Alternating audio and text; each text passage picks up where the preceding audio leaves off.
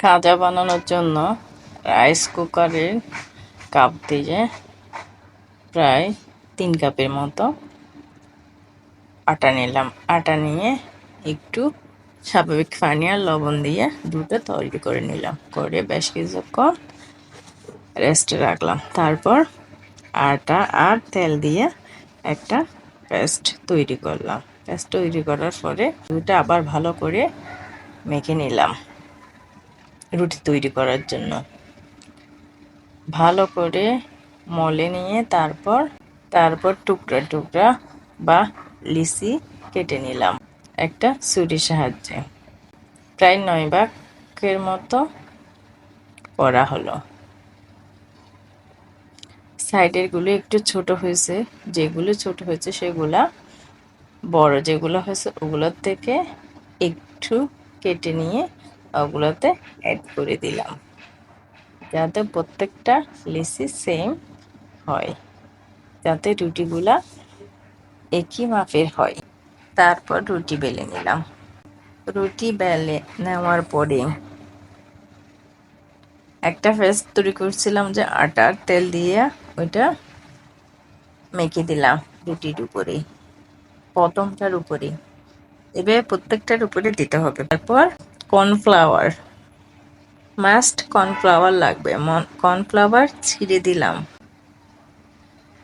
রুটির উপরে পেস্টটা দেওয়ার পরে। তারপর সেম প্রসেসে প্রত্যেকটা রুটি ওইখানে বসাই দিয়ে এইভাবে করে নিলাম। দেখার সুবিধার জন্য আর একটা ওইভাবে করলাম। এই তো পেস্টটা দিয়ে দিলাম। কর্নফ্লাওয়ার দিলে মসমসে হয়। তারপর আবার কর্নফ্লাওয়ার ছিটিয়ে দিলাম। এই যে প্রত্যেকটা রুটি এইভাবে দিয়ে তারপর কেটে নিলাম।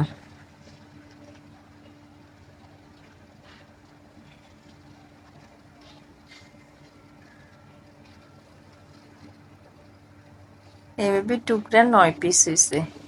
তারপর একটু হালকা একটু আটা দিয়ে তারপর একটু মেলুন দিয়ে হালকা বেলে দিলাম, যাতে সাইজটা একটু লম্বা হয়। এবারে প্রত্যেকটা করা হয়ে গেল।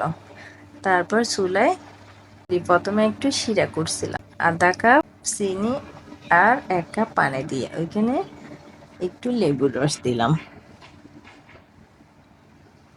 যাতে শিরাটা গাঢ় হয় না সেজন্য। তারপর চুলায় তেল গরম করার পরে তেল গরম হয়ে আসলে তারপর খাজাগুলো দিয়ে ভেজে নিলাম। ভেজে তারপর শিরা ঠান্ডা করে শিরাতে দিলাম। শিরাতে দেওয়ার পরে উঠিয়ে টিস্যুর উপর রাখছি প্লেটে পরিবেশনের জন্য।